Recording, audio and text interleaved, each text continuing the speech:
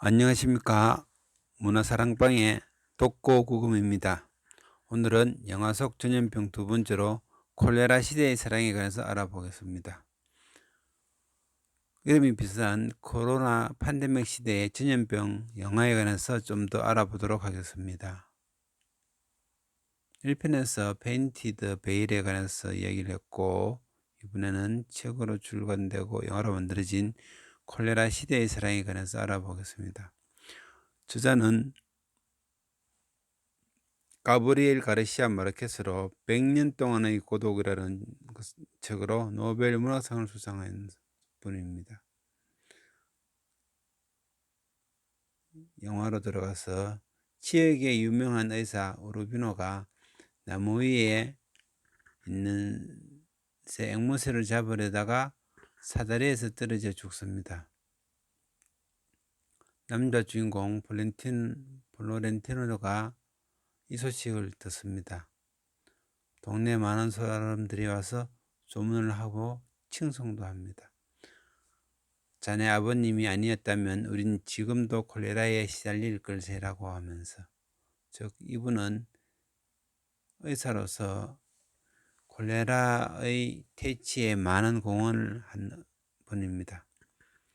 조문객들이 다 떠나고 미망인 페레미나 다사 앞에 플로렌티노 아레사가 나타나서 직설적으로 이야기합니다. 나는 이런 기회가 오기를 51년 9개월 그리고 4일 동안 기다렸어. 그러자 페르미나는 과음지서 쫓아냅니다.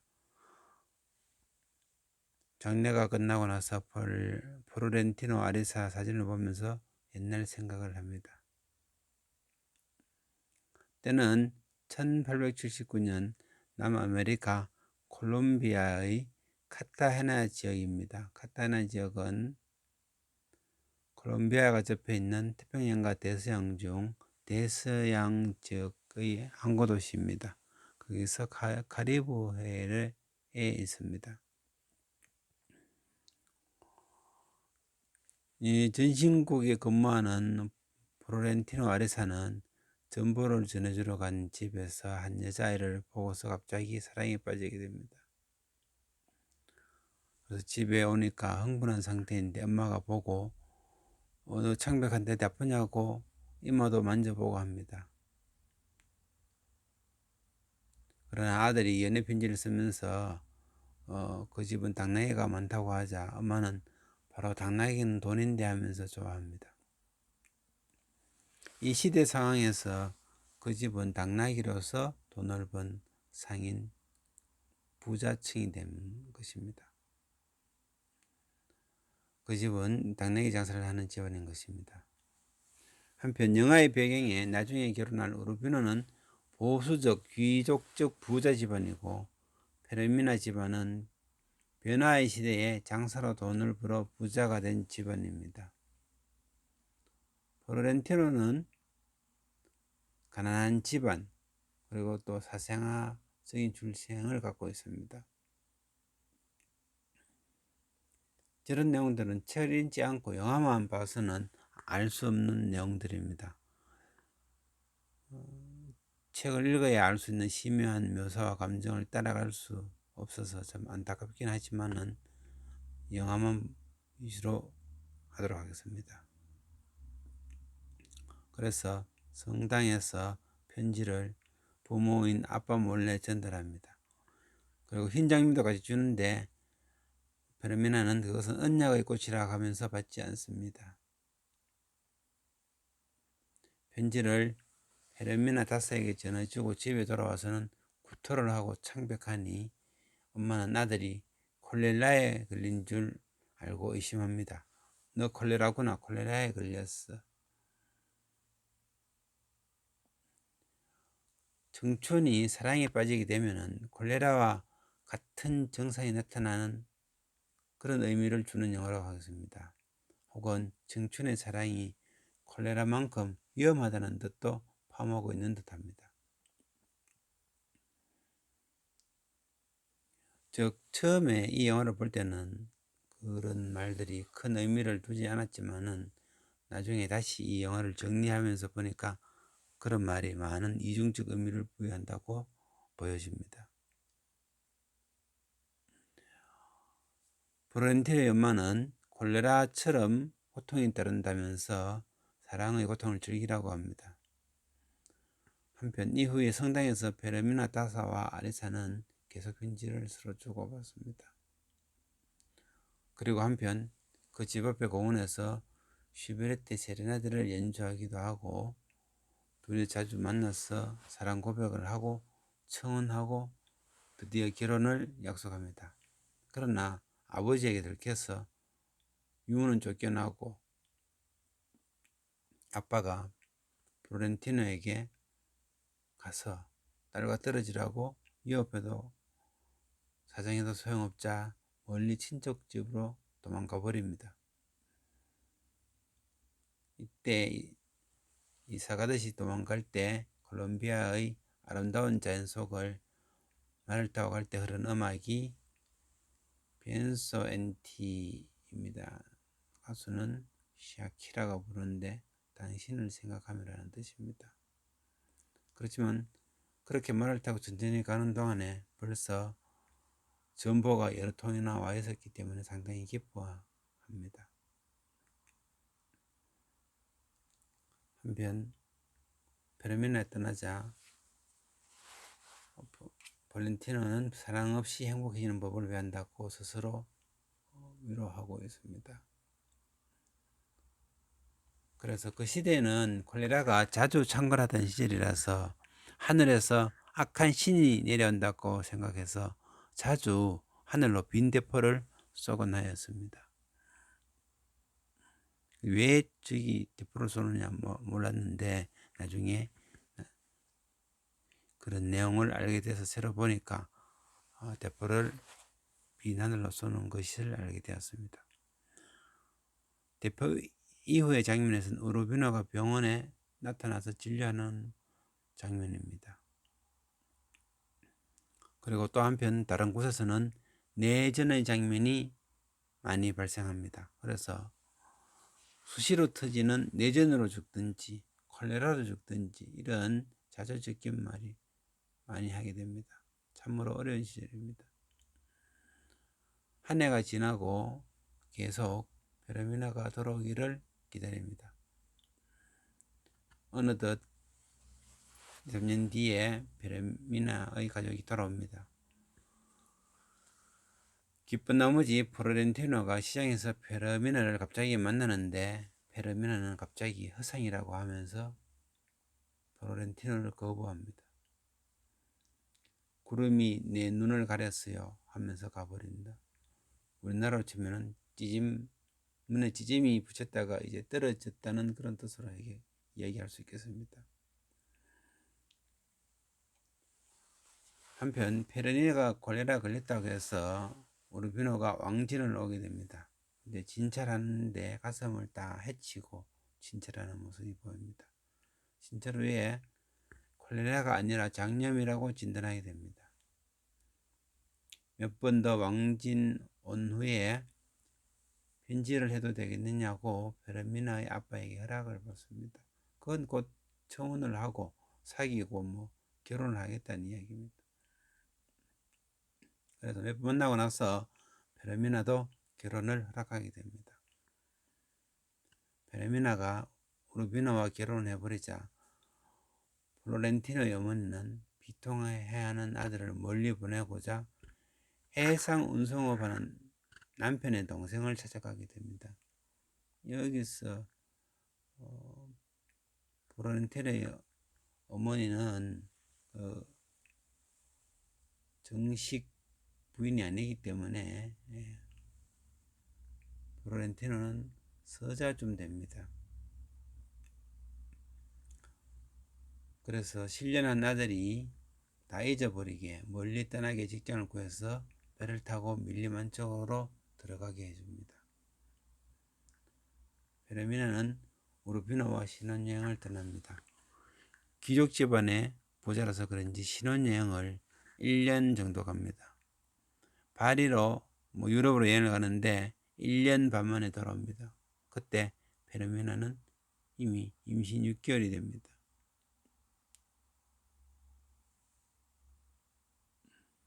한편 강에서 배를 타고 올라가는 아리사는 콜레라에 걸린 배를 발견하게 됩니다. 그리고 일등신을 지나던 플로렌티노는 강제로 연애를 당하게 되면서 궁금해하는데 3명의 여자가 있어서 누군지를 찾지 못하고 그냥 헤어지게 됩니다. 그래서 육체적 사랑과 정신적인 사랑에 대하여 깨닫고 그냥 밀림으로 안 들어가고 집으로 돌아오게 됩니다. 그래도 어머니는 아들이 페르미나를 잊게끔 다른 여자들을 소개해 줍니다. 그 당시 내전이 많은 시절에서 과부도 많아서 많은 여자들을 소개해 주게 됩니다. 플로렌티노도 집에 옆에 포탄도 터지고 이런 험한 분위기 속에서 과부를 달래주다가 연애를 하게 됩니다.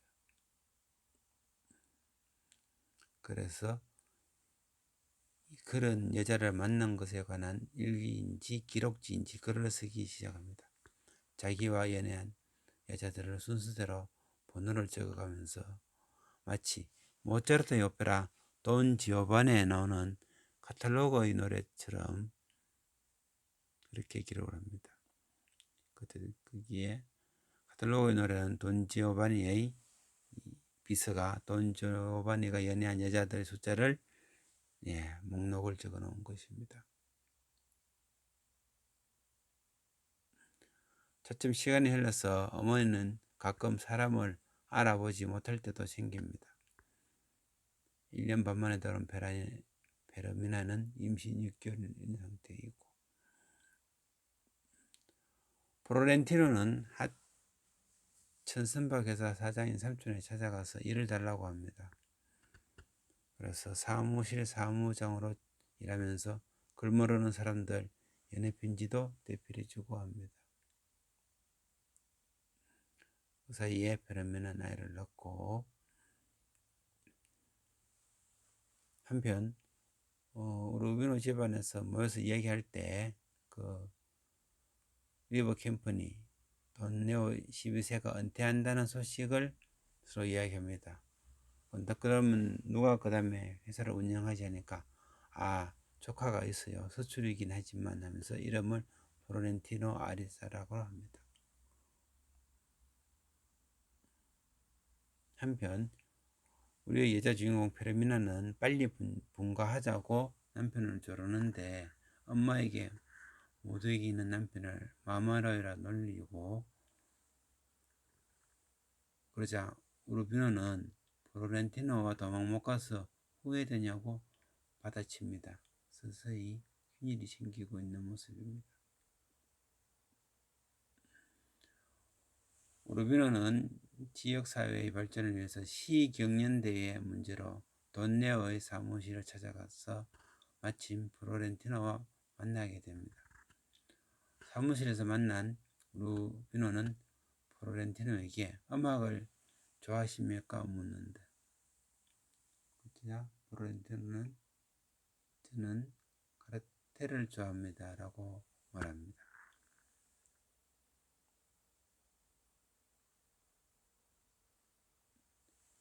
그 한편 시축제 때 18캐럿의 황금 난초상은 중국인 이민자에게 돌아갑니다. 그 시상식 자리에 플로렌티노는 사라 노리에가라는 40대 여자를 만납니다.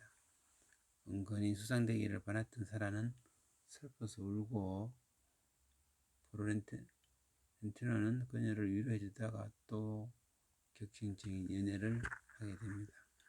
그때 사라가 말하기를 허리 위쪽은 영혼의 사랑이고 허리 아래쪽은 육체의 사랑이죠 하면서 나누어진 사랑이라고 표현하면서 좋아합니다. 즉 이 말은 남미 사람들이 사랑과 섹스에 대해 어떤 생각을 갖고 있는지 보여주는 면이라고 하겠습니다.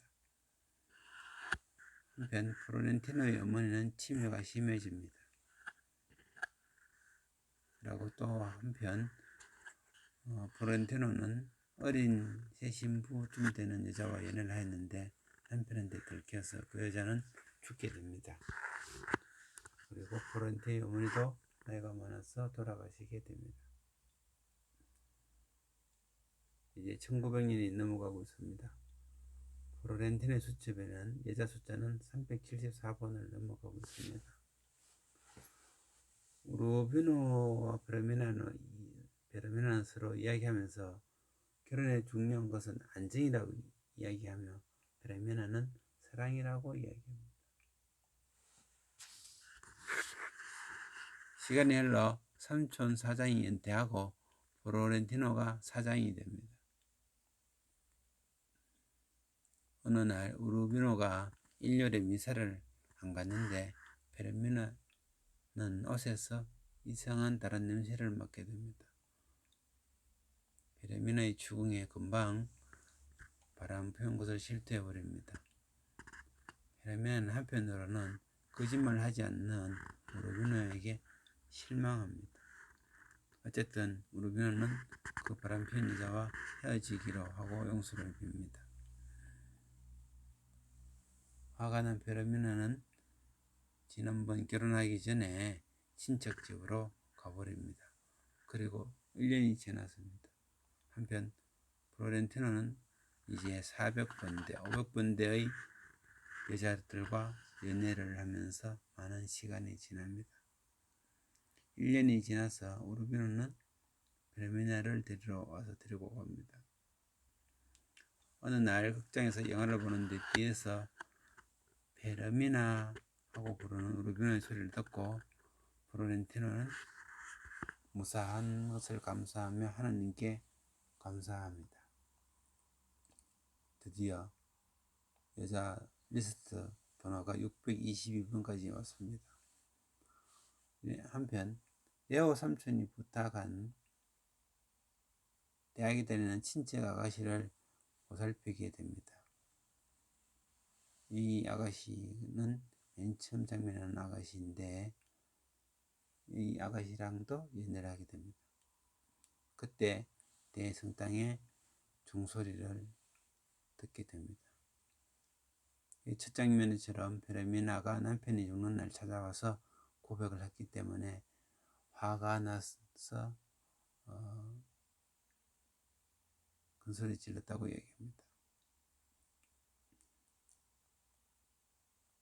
그래서 연애하던 친척의 딸과는 헤어지게 됩니다. 그래서 플로렌티노는 매일 편지를 써서 진심을 전하고 사랑한다고 이야기합니다. 어느덧 둘이는 만나서 이야기하는 사이도 되고 그리고 베르미나는 보내준 편지로 마음의 안정을 얻는데 도움이 되었다고 고맙다고 이야기합니다. 한편 베르미나의 아들과 딸들은 어머니가 아버지와 사랑 없는 결혼 생활을 했음을 잘 알고 있습니다. 아버지가 죽은 뒤 플로렌티노가 청혼을 했을 때 아들과 딸은 사랑에도 나이가 있지, 그 나이가 지나면 사랑은 더러워진다고 하면서 사실 반대를 하게 됩니다. 사랑이라는 게 우리 나이에도 우스꽝스러운 것인데 저분들 나이에는 폭동이라고 하면서 결혼을 반대합니다. 그러자 베르미나는 이렇게 이야기합니다. 50년 전에는 너무 어리다는 이유로 이제는 너무 늙었다는 이유로 인생을 불고로 만드는 건 안 된다 라고 이야기하면서 한편 베르미나는 플로렌티나에게 나의 소원은 멀리 걸어서 돌아오지 않는 것이라고 이야기하자 플로렌티노는 그럼 배 타고 멀리 가면 되겠네 이렇게 이야기합니다.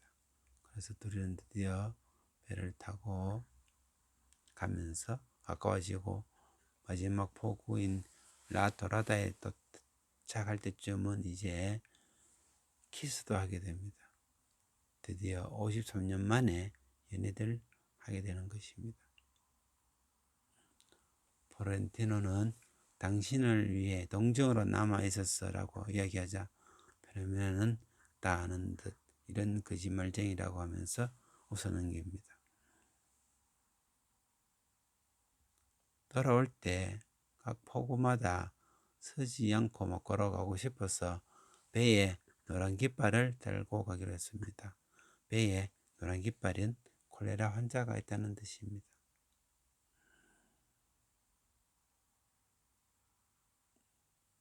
돌아가는 노란 깃발을 단 배 안에서 페르미나는 같이 누워서 언제까지 이렇게 지낼 수 있을까 하니까 영원히라고 플로렌티노가 대답합니다. 드디어 53년 7개월 10일 만에 마음의 만족을 얻었다고 이야기합니다. 배는 강을 따라 내려갑니다. 이로써 영화는 끝이 납니다. 1880년경에서 1930년까지 콜롬비아에서 오래 지속된 콜레라 시대의 사랑 이야기입니다. 사실 우르비노 의사는 콜레라 치료에 공헌을 많이 했는데 영화에는 그렇게 많이 보여주지는 않습니다. 그리고 한편 1899년에서 1902년 사이에 콜롬비아의 천인전쟁 등 내전이나 이런 많은 사건 사고들을 영화에 다 설명하기는 힘든 듯합니다. 콜레라 시대의 사랑은 콜레라의 증상이 사랑을 심하게 앓는 젊은이의 증상과 비슷하다는 의미도 전달하는 듯합니다. 콜레라보다 사랑이 더 위험하고 더 오래 간다는 의미도 포함하는 듯합니다.